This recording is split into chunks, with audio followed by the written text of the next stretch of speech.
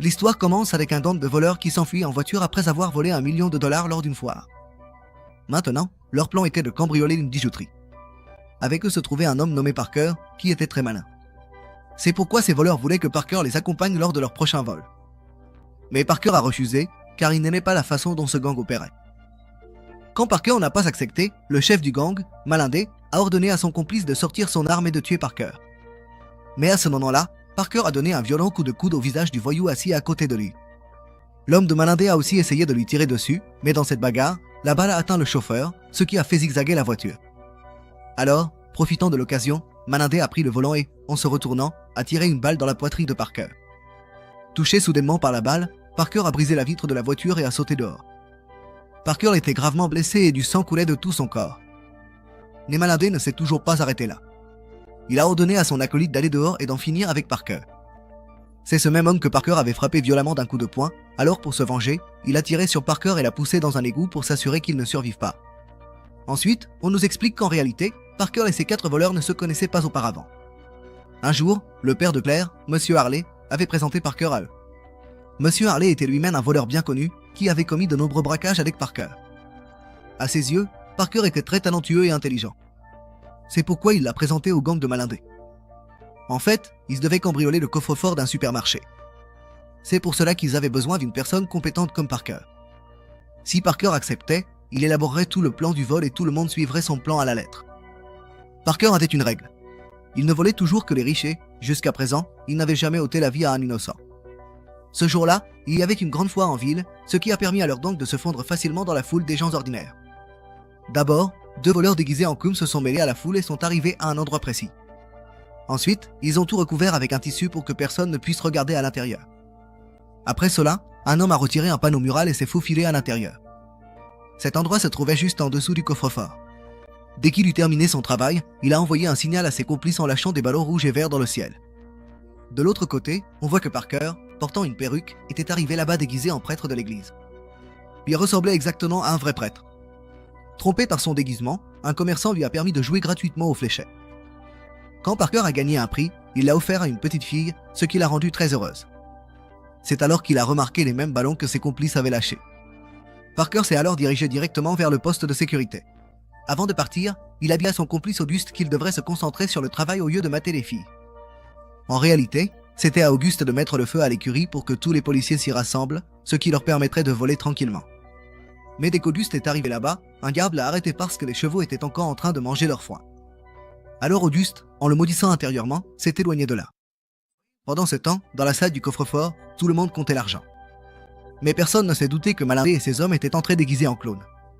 Au même moment, Parker, déguisé en prêtre, a commencé à demander son chemin à 2 policiers. Soudain, un clown est sorti de sous le sol et a pointé son arme sur les policiers.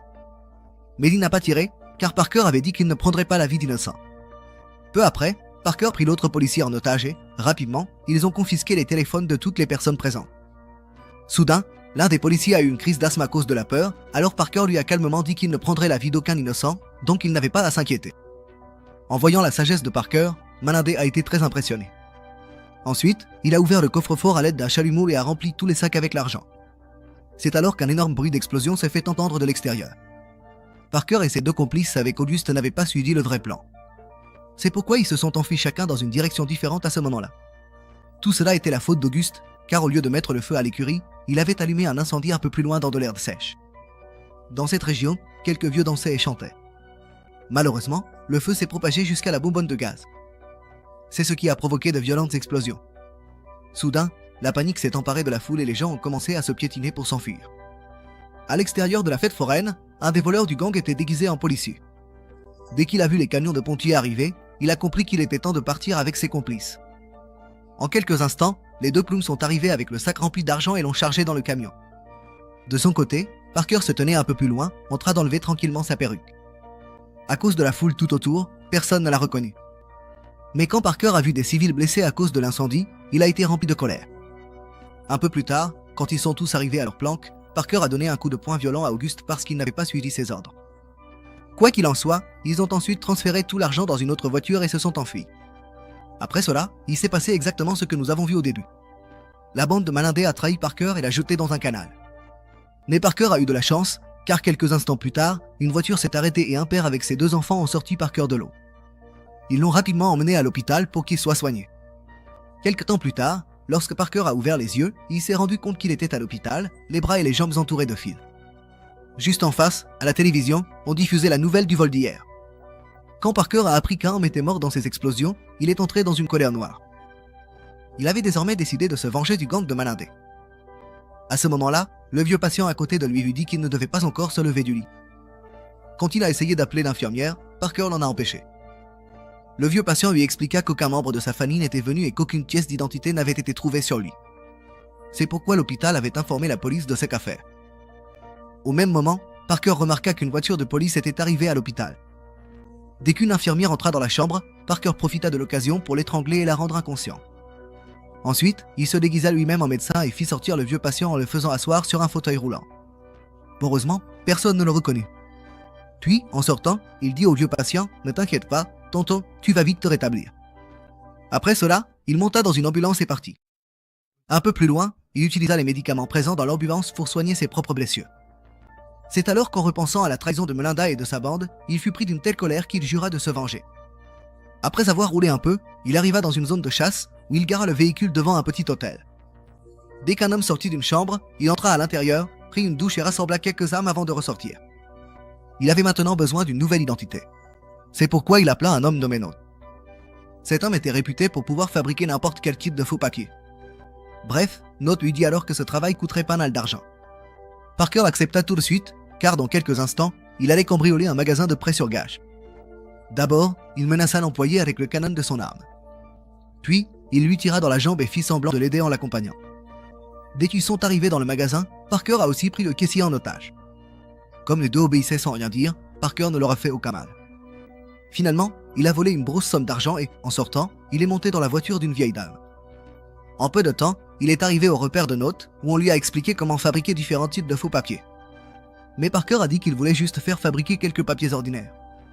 Il a menti en disant que c'était seulement pour payer une mensualité de voiture.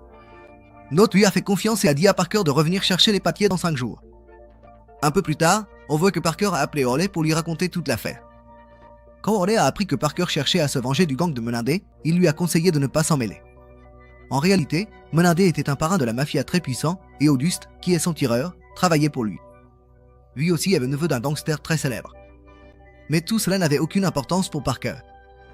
Il a demandé quelques informations à Hurley. Hurley a compris que Parker n'allait plus s'arrêter maintenant. C'est pourquoi il a donné à Parker la localisation de Bobby. En fait, Bobby est le frère d'Auguste et grâce à lui, il serait plus facile d'atteindre le gang. Sur les conseils de Hurley, Parker est arrivé au bar. Mais dès qu'il est entré, 3 gros judeurs lui ont barré la route. Mais quand Parker a dit que son patron Dan Singer l'avait envoyé pour parler à Bobby, ils l'ont laissé entrer. Ensuite, Parker a assommé un homme qui montait les escaliers avec un extincteur, puis il est entré directement dans la chambre d'Auguste. Il a vu que Bobby criait sur le manager, alors Parker a demandé où était Auguste à ce moment-là. Bobby a immédiatement ordonné à ses hommes de main d'attraper Parker. Mais Parker les a tous mis hors d'état de nuire en quelques secondes seulement. Ensuite, il a pris un banc et a commencé à étrangler Bobby en lui disant de révéler où se trouvait son frère. Il a essayé de me tuer ainsi que Belin. Mais Bobby a dit que si j'appelais mes hommes, ils ne te quitteraient pas. Compris. Parker l'a frappé avec colère au visage avec le banc, ce qui fait hurler de douleur Bobby et a finalement révélé la vérité selon laquelle son frère était à Palm Beach, en Floride. Puis, soudain, un voyou est entré et a essayé de tirer sur Parker. Mais Parker a disparu dans la foule en un instant. Maintenant, Parker savait que la vie de Claire et Hurley pourrait être en danger à l'avenir. C'est pourquoi il leur a dit de rester cachés tous les deux. Parker a suggéré à Claire d'aller se promener pour se changer les idées. De l'autre côté, on voit que dans un manoir à Palm Beach, tous les voyous préparent leurs armes et planifient leur prochain braquage. C'est alors qu'Auguste reçoit un appel de son frère Bobby qui lui dit qu'un type chauve et cinglé nommé Parker vient pour le tuer. En entendant cela, Melin a immédiatement braqué une arme sur la tête d'Auguste et lui a ordonné de demander de l'aide à son oncle mafieux, Dan Singer. Selon elle, Auguste a échoué à tuer Parker, donc toute cette erreur est de sa faute. Bref, le lendemain, on voit qu'alors que Hurley et Clara s'apprêtaient à sortir de la maison, un tireur embusqué les surveillait de l'extérieur. Quand Hurley est parti chercher sa femme, Clara est restée seule à la maison et cet homme s'est faufilé discrètement à l'intérieur. Il s'est approché lentement de sa chambre et, à un bruit, Clara est devenue méfiante. Elle a rapidement attrapé un petit couteau et s'est échappée dans la fenêtre de sa chambre. Elle a crevé les pneus de la voiture de ce voyou, Puis, en chemin, elle a appelé Parker pour lui raconter tout ce qui s'était passé. Parker lui a dit de rester calme et de venir directement à sa ferme piscicole. Il a promis à Clara qu'il viendrait la chercher vendredi. Ensuite, il s'est rendu lui-même au repère de Note pour récupérer de faux papiers. Mais en arrivant là-bas, il a vu que les tueurs étaient arrivés au repère de Note, car Note l'avait aidé à fabriquer les papiers. Quand Parker est entré, l'homme de Note lui a braqué une arme sur la tête. Mais Parker n'y a pas prêté attention. Il a demandé les papiers à Note. Mais Note était très en colère à ce moment-là, car c'était à cause de Parker qu'il s'était retrouvé dans ce pétrin. Soudain, Parker s'est retourné, a arraché l'arme et a tiré dans la jambe d'Ernesto. Profitant de l'occasion, un tueur a essayé de saisir l'arme posée sur la table. Mais Parker l'a aussi abattu. De son côté, Note était complètement terrifié.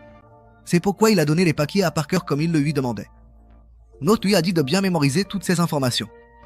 Maintenant, Parker était entièrement prêt à devenir un Américain nommé Daniel et à aller à Palm Beach pour éliminer le gang de Menindé.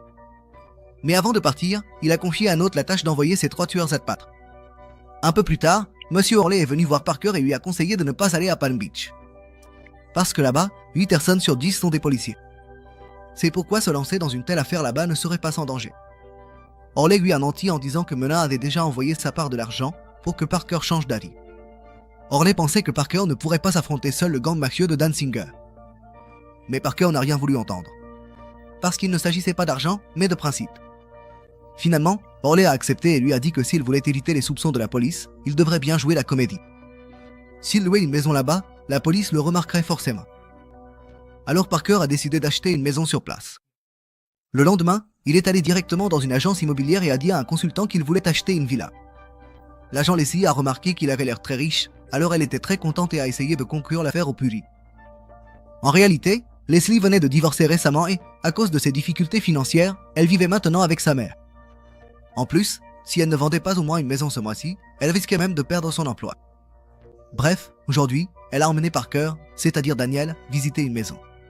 Elle a tout fait pour bien montrer la maison à Daniel et lui expliquer chaque détail.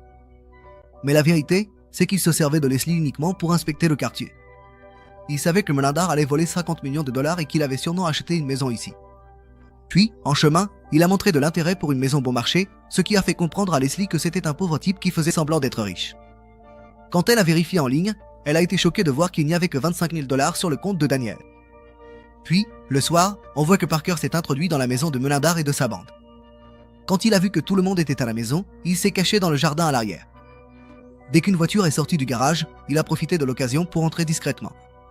Maintenant, il errait un peu partout, mais il ne voyait personne. Ensuite, il a caché 2 pistolets sous la table. Après cela, il est arrivé dans l'abri de stockage où il a trouvé plusieurs armes de la bande. Mais au lieu de les voler, il a simplement coupé leur sécurité. En peu de temps, il a tout remis en place comme avant et est sorti de la maison avant que la bande ne revienne. Pendant ce temps, dans la voiture, Auguste a dit que son oncle avait envoyé un autre tueur à gages. C'est alors qu'on voit ce tueur arriver près de North, et cette fois, North n'a pas pu être sauvé. Bref, de son côté, Parker a vu que Leslie l'attendait. Elle savait qu'il était un imposteur. Très vite, Parker s'en est rendu compte et a attrapé Leslie par les cheveux pour lui demander pour quel gang elle travaillait. Leslie a dit qu'elle était venue seule, alors Parker l'a relâchée. Elle savait que les personnes qui avaient acheté ce manoir faisaient partie d'un gang de voyous et que Parker était lui aussi un voyou. Alors Leslie a dit qu'elle voulait aussi travailler avec lui pour gagner de l'argent parce que son boulot nul ne lui permettait même pas de joindre les deux bouts. Parker s'est mis à rire en entendant ce qu'elle disait parce qu'une fille qui ne sait même pas tenir une arme, comment pourrait-elle l'aider dans sa mission? Alors Leslie a dit qu'elle connaissait bien les gens d'ici et le quartier, c'est pour ça qu'elle pourrait lui être utile. S'il travaille avec Leslie, ce sera beaucoup plus facile pour lui. Personne ne se doutera de quoi que ce soit à son sujet. À ce moment-là, Parker lui a soudainement demandé d'enlever tous ses vêtements et d'attacher ses cheveux. Leslie a cru qu'il voulait faire quelque chose de déplacé avec elle, mais Parker cherchait seulement des tatouages sur son corps. Bref, le lendemain, il faisait à nouveau semblant d'être consultant et client. Alors Parker a expliqué à Leslie qu'il laisserait la bande de Menindar voler des bijoux, puis qu'il s'enfuirait avec tous les bijoux juste sous leur nez. Mais Leslie avait peur que Parker les tue, et elle ne voulait pas être complice d'un meurtre.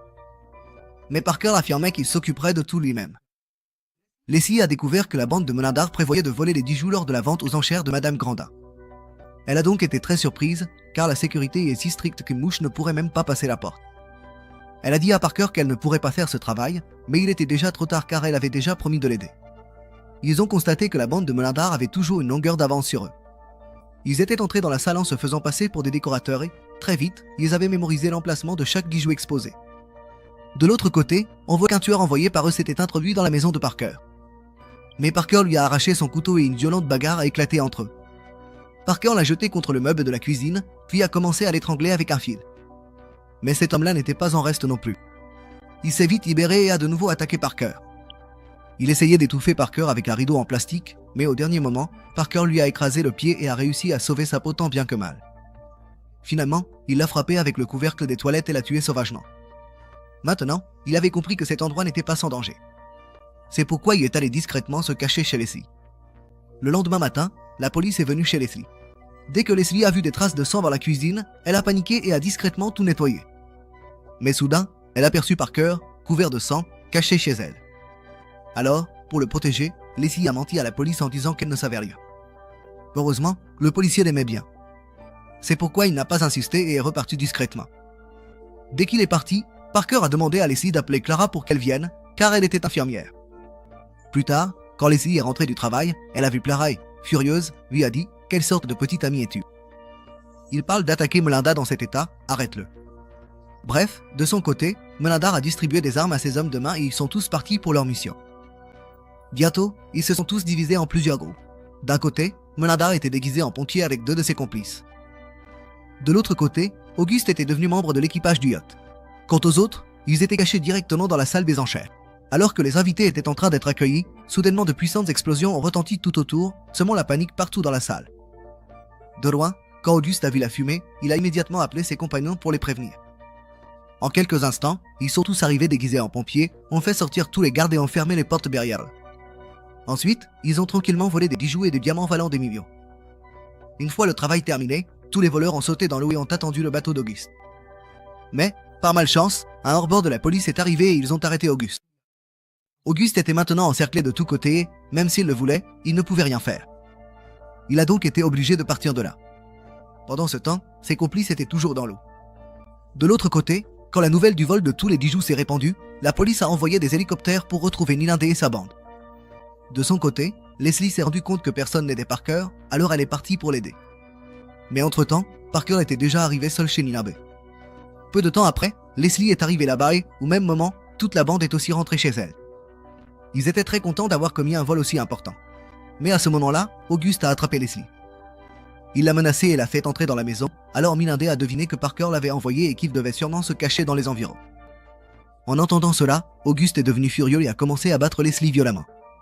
Il a menacé Leslie de la tuer. Mais même alors, Leslie a continué d'affirmer qu'elle ne connaissait pas Parker. Maintenant, toute la bande s'est mise à chercher Parker dans la maison. Un des voyous est allé le chercher dans le jardin, mais soudain Parker l'a attaqué par derrière et l'a tué en lui plantant un couteau dans le cou. Dès que la nouvelle de sa mort est arrivée, Ninindé a envoyé Auguste dehors. Mais maintenant, Parker était déjà entré dans la maison. Dès qu'un des voyous a essayé de toucher Leslie de façon inappropriée, Leslie a regardé vers Parker et Ninindé a compris où il se cachait. Il a crié que s'il ne sortait pas, il tuerait Leslie. À ce moment-là, Parker est sorti et a attaqué Ninindé. Profitant de cette occasion, Leslie a sorti le pistolet caché sous la table et a tiré à plusieurs reprises sur le voyou, le tuant sur le coup. De son côté, Ninindé a attrapé Parker, blessé, d'une main et, de l'autre, il le frappait sauvagement. Mais soudain, Parker lui a tordu le bras, l'a repoussé en arrière et l'a abattu d'une seule balle. À ce moment-là, Auguste est entré et a pris Leslie en otage. Il a menacé Parker en disant que s'il tirait, Oncle Danger ne le laisserait pas s'en sortir. Mais Auguste ne savait pas que Parker avait déjà saboté son arme. Puis, en un instant, Parker a tiré une balle dans le front d'Auguste et l'a tué. Après cela, Parker et Leslie se sont enfuis avec les diamants inestimables. Parker a dit qu'il lui enverrait lui-même l'argent par coursier. Maintenant que Leslie allait devenir extrêmement riche, elle est partie joyeusement de son côté. Quelques mois plus tard, Leslie a reçu chez elle une boîte remplie d'argent et elle s'est mise à danser de joie. En même temps, Parker a aussi envoyé de l'argent à la famille qui lui avait sauvé la vie. Grâce à cet argent, ils ont pu rembourser toutes leurs dettes et, en même temps, Parker a accompli sa vengeance.